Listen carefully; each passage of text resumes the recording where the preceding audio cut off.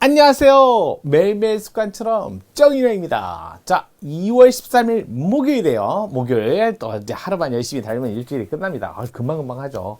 자, 목요일인데 오늘은 소송편. 어제까지 심판편 했는데 오늘은 소송편. 솔직히 말해서 소송 심판 절차나 내용적인 면에서 중복되는 게, 그러니까 준용을 하니까 규정이 거의 많아요. 그러다 보니까 여긴 있고 여기도 있고 뭐 이런 조문은 솔직히 말해서 소송에서 주로 나옵니다. 어제도 말씀드렸지만 행정심판위원회 합의제 행정청, 그럴 때 피청구인이라고 하는데 소송에서는 피고예요. 똑같은 개념이에요. 피청구인이나 피고나 절차만 다르지 똑같습니다.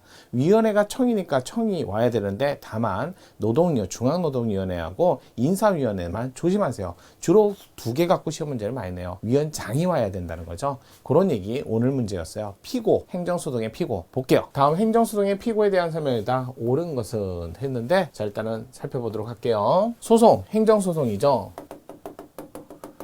자, 이거 일반법으로서 행정소송법이 있어요. 선생님, 그러면 개별법도 있나요? 네, 개별법에 보면요, 뭐가 있냐면 대표적인 게 질서위반행위 규제법. 규제법에 보면 과태료도 처분이거든요. 과태료 이거 처분인데, 이 처분은 다른 데서 아무런 말이 없으면 처분 등은 행정소송법에 적용을 받는데, 얘는 행정규제기본법에 뭐라 하냐면 비송사건 절차에 따라서,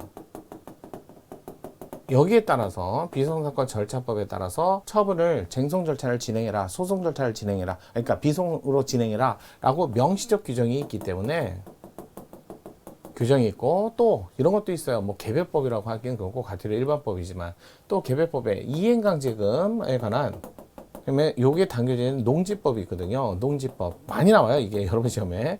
그런데 농지법의 이행강제금은 뭐라고 써있냐면 이것도 비송사건 절차법에 준한다, 절차법을 준용한다 이렇게 돼 있어요. 물론 건축법의 이행강제금은, 그래서 건축법의 이행강제금은 똑같이 이행강제금이긴 한데, 강제금은 똑같은데 얘는 건축법에는 이게 있었어요. 비송사건에 따른다라는, 비송사건 절차법에 따른다는 규정이 있다가 요게 최근 이게 삭제됐어요. 그럼 삭제됐으니까 건축법상 이행강제금은 처분이고, 처분은 더 이상 비송사건으로 하는 게 아니라 그래서 행정소송법으로 올라가는 거고, 마찬가지로 이행강제금은 비송사건 절차법에 따른다 했으니까 이것도 처분이긴 한데 이 처분은 비송사건 절차법으로 다투는 거니까 행정소송 방법으로 다투지 않습니다. 여러분 시험에 항상 이런 게 나오죠. 행정소송법상 처분인 것은, 그랬을 때는 요 과태료하고 농지법상 이행강제금은 들어가면 안 돼요. 이게 처분이 아니다가 아니라 처분인데 쟁송 방법을 개별적으로 논하고 있기 때문에 행정소송 대상인 처분이 아닐 뿐이에요. 그렇다고 그러면 이행강제금은 처분이 아니다. 그러면 어떻게 해요? 이건 왜 행정소송 하는데요? 개별법의 규정에 따라서 쟁송 방법이 달리 정해져 있으면 그 방법대로 가고, 그런 규정이 없을 때 일반 규정에 따라 처분 등은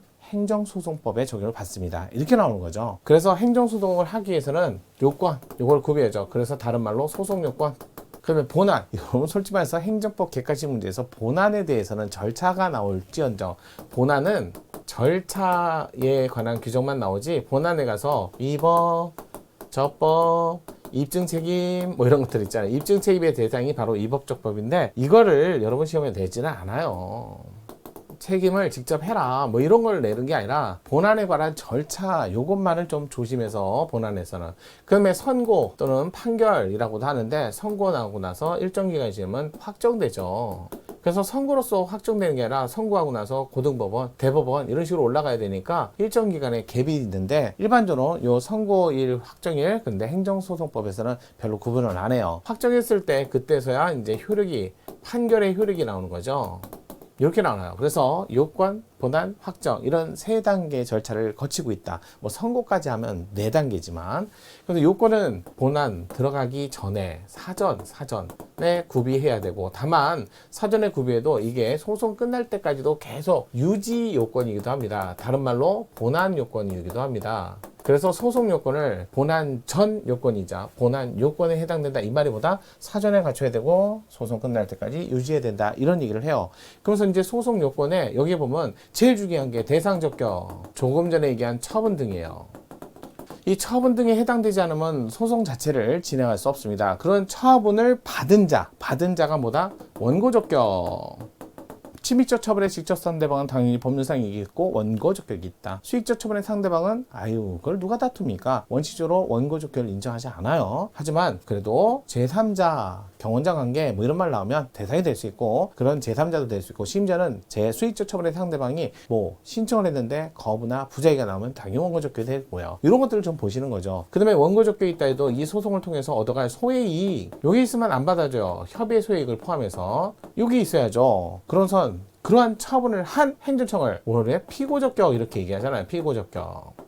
여기를 당사자 적격이라고 하고요. 그 다음에 나머지 관할, 전심을 거쳐야 되는데 거쳤는지, 그러면 기간, 이렇게 하고 요 7가지를 어디에다가 특정한 형식과 또 문서 해가지고 뭐에 해당되는, 소장에 해당되는 특정한 형식과 문서로서 해야 된다. 요거죠. 행정심판은 특별한 형식은 없어요. 특정한 형식은 없어요. 하지만 문서로 해야 되는 건 똑같습니다. 그런 건 좀 암기하셔야 돼요. 그래갖고 여기서 요런 문제였어요. 그래서 여기서 행정소송에 관한 요건 문제가 대부분 많이 나오고요. 본안에 관해서는 절차 문제가 주로 나오고, 소송의 판결의 효력 이렇게 갖고 세 군데에서 주로 나오는데, 여기서 주로 두세 문제씩 깔려있는 문제 조금 보셔야 돼요. 자, 볼게요. 1번 저작권 심의 조정위원회 위원장. 우리나라에서 위원회가 나오면 피고라고 했을 때 위원회가 피고고요. 위원장은 피고 적격을 가지지 않습니다. 떴죠? 중앙노동위원회 나왔죠? 위원회가 아니라 위원장입니다. 위원회를 피고가 아니라 위원장입니다. 3번 행정처분을 할 적법한 권한 있는 상급행정청으로부터 내부임.